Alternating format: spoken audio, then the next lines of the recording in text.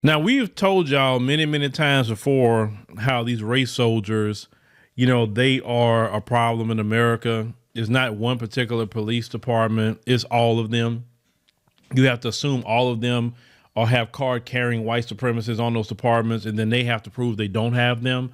And this is the way black people have to move around when it comes to white supremacists. They have proven hundreds and hundreds of years already that they cannot be trusted whatsoever, and they have too much white supremacy in their ranks. It's because I told you, it's the culture of white supremacy. They teach that in their home, and that's why it keeps going. That's why it's been happening for hundreds and hundreds of years. Case in point, we go all the way to liberal California, and you have the San Francisco Police Department. Now, they have a Twitter page, SFPD Central. It's a verified page on Twitter, and if you can see, what they liked, and they liked this thing called Floydies NFT. Now, as you read the tweet, they said, we feel that our current roadmap doesn't do much for the people who own Floydies. It feels random and disjointed. We're going to focus on bringing more use cases to your Floydies and on making sure that the Floydies trading community flourishes after we have minted out our supply. Now, they are talking about George Floyd. Not in a positive way whatsoever. These are the people that's roaming around San Francisco policing black people. Now, they say the San Francisco Police Department said it's conducting an internal investigation as to why the official Twitter account for its Central Station Bureau liked a tweet from an account promoting a collection of white supremacist NFTs. It said using the likeness of George Floyd. Okay. So they say the tweet posted February 7th came from an account marketing NFTs in Floyd's likeness called Floyd. He says that creators call NFTs a unique and progressive way to celebrate the monumental life of George Floyd. Now, they're being sarcastic. They say he first appeared on the NFT marketplace OpenSea in December last year. They say the creators behind them have claimed that ownership of a Floydie comes with a N-word pass. They say who is allowed to own an N-word pass is at the sole discretion of black people. These people are often not equipped to make such important decisions, they have written. Now, they say it's unclear who are behind this NFT collection. Say the creators told the news that over Twitter direct message that is not affiliated with the BLM movement. It had no interest in aligning with the organization. When asked about its use of George Floyd's image, the creators claimed that they were doing a great service to the BIPOC community, which means black, indigenous, people of color, which we are not a part of any other community at all. We don't do the people of color thing. We don't do the BIPOC thing. We do black, and that's it. Because we have to be real centralized on things, because when it comes to getting tangibles, the BIPOC thing doesn't work for us, because the I and the POC get everything and the B would get nothing. Understand? When it comes to POC gets everything and and the black people gets nothing. So we have to be real laser focused when we're using that language, speaking about things politically. Now, they said their intentions have been misrepresented. They said they believe that those who knew Floyd wouldn't be offended by the project. Now, these white supremacists, they like to play games when they ask questions, right?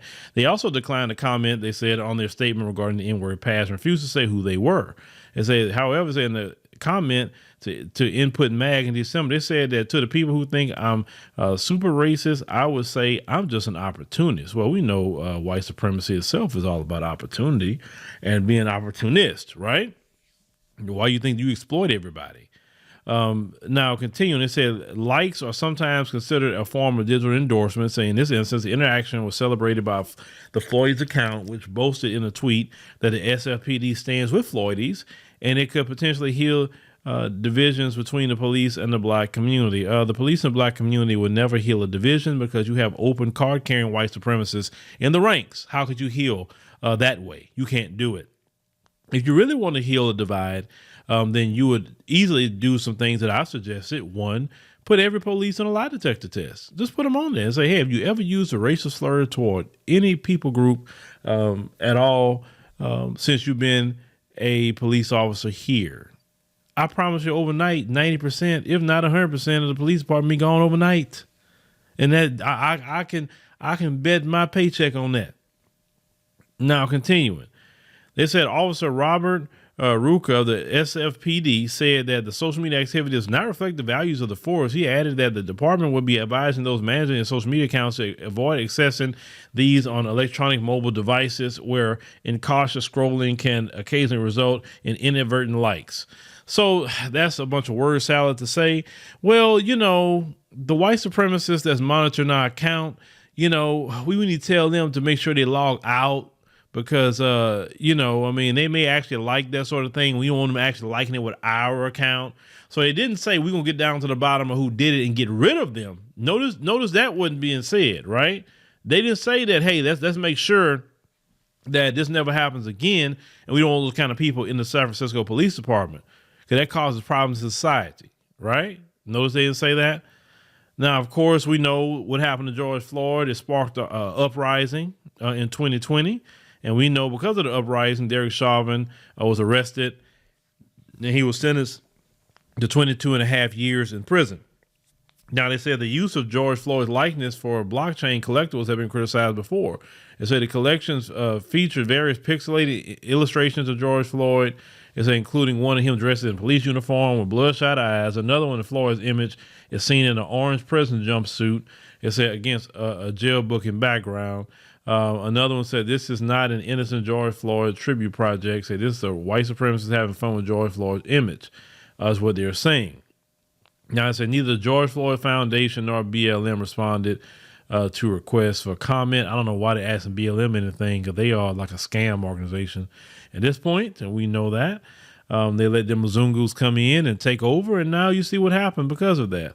Now, they say with their creators operating under the cover of pseudonyms, they said that the number of white supremacy NFT collections in the digital marketplace continues to grow. Now, yeah, because see, let me tell y'all something. Decentralization, NFTs, the blockchain is a good thing. It's actually a really good thing. But the white supremacist ruins everything. Anything that he touch, he ruins. He cannot do anything worthwhile with technology, with nature, with agriculture, with medicine. Like you notice everything they touch, they ruin. Have you noticed that? This is why, as black folks, you can't trust anything they say. You have to double check, triple check everything. Go look to other people to see, what they really saying. Look to our, experts and what they are. Because let me tell you something about black experts, right? I'm talking about black experts that really is not all integrated into their system. Because, we got the boule that's part of the system too now. But we're not talking about boule. We're talking about some real brothers and sisters. That's the ones we need to go check with. I'm saying? I mean, there's nothing wrong with NFTs. NFTs could be awesome. I seen a video the other day about a little young sister that made over $1 million selling NFTs, something that she probably could have never got on her own, being, I think this little girl was like, 9, 10 years old. And I'm like, wow, that's awesome. You know what I'm saying? But the white supremacists, instead of them figuring out a way to make some legitimate money, no, they want to sit up here and monetize the pain of black people. Like I said, this is why you hear brothers and sisters say that these people are the devil that the Bible speaks of. That's why. Who does that? Who does that? We don't sit up there and go make the pictures of these freaking school shooters or they victims and selling it as NFTs. We ain't took the victims of 9/11 and as black people and go sell it as NFTs. We don't do nothing like that. We have never done anything like that to nobody. We haven't. So even in George Floyd, he isn't here anymore. You still, victimizing that brother. These people will never change, folks. They will never change. You may have a minority of them that's willing to do the right thing, and a minority of them has always existed. But the majority, no. And look, me, I'm all about percentages. I tell you this much. I believe, just from what I see, I believe maybe about 5 to 7%. That's the ones you want to talk to and rock with. The rest, they too ate up with white supremacy, because then you have the white supremacy extremists. Like this one girl, her tattoo went viral.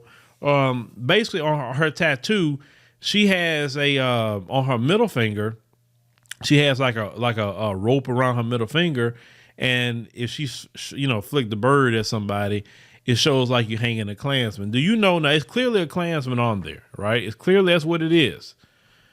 They had a whole a white woman respond to her, say, "Well, I see it has the white supremacist on there, but is that did you just put that on there because that's what you think about all of us?" Now, clearly it has the white supremacist on there, but notice when this female said this, how she has literally camaraderie and she's defending literally the white supremacists under the guise of, well, do you like all of us? Well, so is all of you that? That's my thing. That's the question I would actually respond to. I said, are all of you that was on my tattoo? I mean, that's what you're admitting to me? So you feel threatened by that? See, every time black folks, respond like them, oh boy, they get on alert. Like, wait a minute. Ho. Y'all can't be responding that way. Y'all got to be praying. Y'all got to be acting like Clyburn, talking about, he don't want nothing and looking like a modern day Steven from Django. That's exactly what he looked like. Them two. But anyway, so this is your San Francisco Police Department. So brothers and sisters that live in San Francisco, be on the lookout. But it's the same police department that took out our brother Oscar Grant as well. I mean, it's utterly sad, for sure. It's definitely sad, but they getting exposed every day, ladies and gentlemen. They're getting exposed, and it's a beautiful thing. It's a beautiful thing. Do you even know, because of these people's violence, they have dropped down America's rank and they put America now as a flawed democracy. America's not even in the top 10 of the safest countries of the world, right? Rwanda ranks higher than America. Rwanda ranks number 6 out of the world. The rest of the countries will be European countries, but Rwanda ranks number 6 as the safest countries, top 10 in the world. America don't even rank in the top 10. America don't even rank in the top 10 for education. I mean, this place is going down, folks. This is what the minister said. You seeing the fall of a great nation right before your eyes. That's why I tell y'all, get y'all act together and understand the white supremacists is not going to be able to take care of you all your life. Some of y'all think y'all be depending on these white supremacists. You got a rude awakening coming. Those of you who smart, you get your house in order and you'll move accordingly. And those of you who just want to depend on the white supremacists, you don't want to do anything, well, you're going to get caught up. But thank you, ladies and gentlemen, for joining us on the podcast today. We greatly appreciate you doing that. Make sure you subscribe to our channel, because if you subscribe, you know exactly when we're going to come up with another podcast. Make sure you click the like button as well. Tell 5 people, hey, check out that podcast. Podcast definitely is the wave of the future. So, hey, we always trying to be on the new and exciting things. If you like the show and you really enjoy it, consider giving us a love offering. Love offerings are awesome. It definitely helps us to keep going. This show is done completely by me without no editing team or nothing. I'm doing this as personal as possible. Even though I could get our team to do it, but I'm not going to do that. We want to keep it personal. And that's what I feel about this podcast. So definitely anything you give here, it definitely helps with some of that. But definitely would take a super thanks, at the end, if you listen to this after the premiere. Super thanks is down there. You can donate that way. Super chat, definitely we'll take that. But thank you for listening, ladies and gentlemen. See you next time.